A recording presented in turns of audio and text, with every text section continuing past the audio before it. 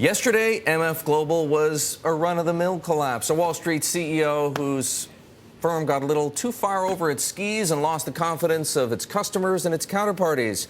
Today, it's a scandal, and because of that, we wanted to take you back to have a second look at some of the things Jon Corzine has said over the years and how they read quite a bit differently this morning. Here's one.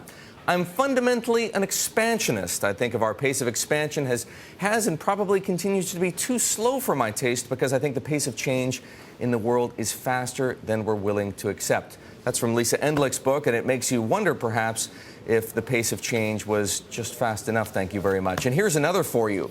Risk control is fundamental. Legal, credit, market, operational, reputational, expense, and liquidity provision must have first-order priority. A breakdown here can be fatal. And that, of course, is from Bill Cohan's book, Money and Power, How Goldman Sachs Came to Rule the World. Jon Corzine was, of course, the former CEO, co-CEO of Goldman Sachs. And the man who wrote that book, Bill Cohan, is back on the Inside Track.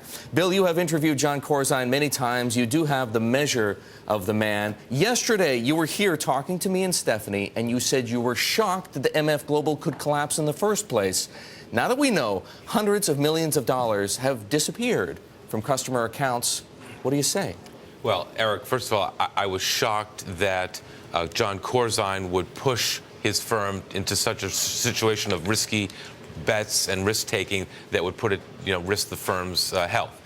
So that's number one. At Goldman, they used to call Jon Corzine Fuzzy. That was his nickname, because he looked avuncular. He had the beard. He likes those sweater vests, right? But also, I think, as people who talked to me about him said, it was a reference to his loose thinking, his lack of precision around ideas. And of course, Goldman is so precise in the way people, act with each other that I just hope that he wasn't fuzzy around accounting. I would hope that he wasn't fuzzy around making sure that these customer accounts were where they needed to be. But no blame is going to anyone else at MF. We just keep hearing Corzine's name. Their chief risk officer, Michael Sackman, he had a senior executive risk management position at UBS from 95 to 2008. There was a lot of problems there too. This guy knows blow-ups. Why don't we hear his name? Right, but remember, as we talked about yesterday, Corzine came into MF with a mission, right?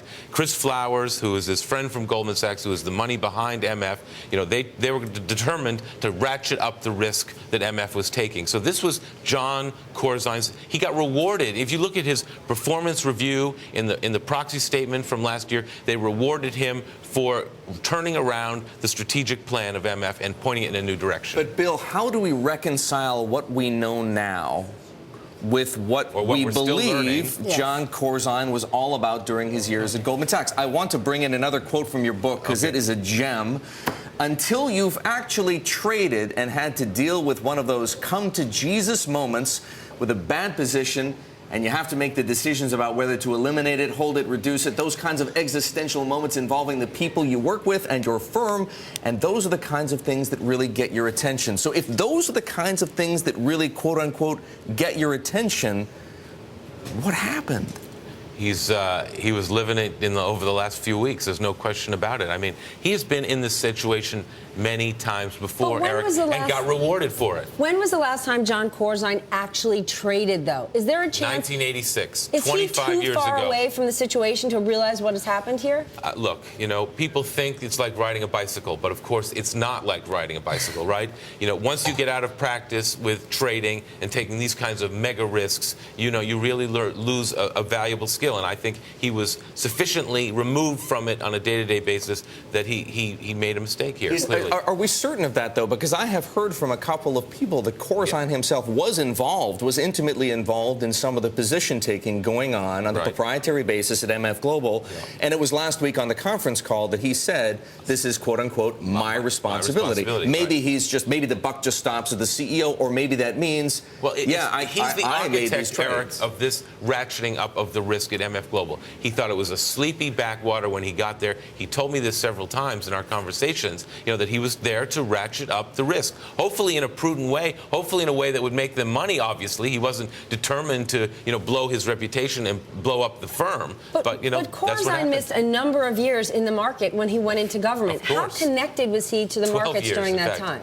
Well, look, nobody is removed. I mean, he was a senator, he was a governor, he had other priorities. Being a senator and a governor, you're not in the markets. Hey, 25 years. He didn't last traded on the desk since '86, as I write in the book. Do you give the benefit of the doubt to Jon Corzine, given what you know about him? Look, there are some serious questions to be answered at MF Global this morning and in the weeks ahead. But yes, there's no sense you do. I do. Look, I think he's an honest guy. I think he has a man of integrity. Is he fuzzy? As some of his partners at Goldman Sachs used to refer to him as.